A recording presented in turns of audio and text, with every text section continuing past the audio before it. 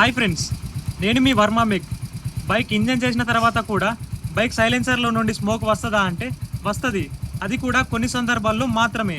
అది ఎప్పుడు అంటే మీ బండి బోరుకు వచ్చిన తర్వాత కూడా అలానే చాలా రోజుల వరకు ఇంజన్ ఆయిల్ మారుస్తూ లేదా పాత ఇంజన్ ఆయిల్ పోస్తూ నడిపితే మీరు పోసిన ఆయిల్ మొత్తం పొగ రూపంలో బయటకు వస్తుంది. కాబట్టి ఈ సైలెన్సర్లోనే సగం ఆగుతుంది. ఇంజన్ చేసిన తర్వాత బండి ఆన్ చేస్తే ఈ సైలెన్సర్లో ఉన్న ఆయిల్ ఈ బండి హీట్ అవ్వడం వల్ల స్మోక్ రూపంలో బయటకు వస్తుంది. అది కూడా 4-5 రోజుల వరకు మాత్రమే వస్తుంది. 4-5 రోజుల తర్వాత కూడా స్మోక్ వస్తే ఒకసారి మెకానిక్ అయితే చూపించాలి.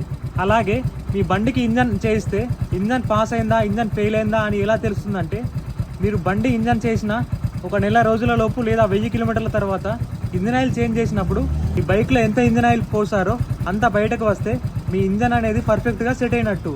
ఆయిల్ తగ్గితే ఇంజన్లో ప్రాబ్లం అయితే ఉన్నట్టు. కాబట్టి మీరు బైక్ ఇంజన్ చేసిన అతని వద్దనే ఫస్ట్ ఆయిల్ చేంజ్ అయితే చేయించుకోండి. అలాగే ఆయిల్ కరెక్ట్ వెళ్ళిందా లేదా తగ్గిందా అనే విషయం మాత్రం 100% చూసుకోండి. ఇలాంటి మరిన్ని బైక్ మెకానిక్ వీడియోస్ కోసం మా పేజ్ని అయితే ఫాలో కండి. వర్మ మెక్ 183.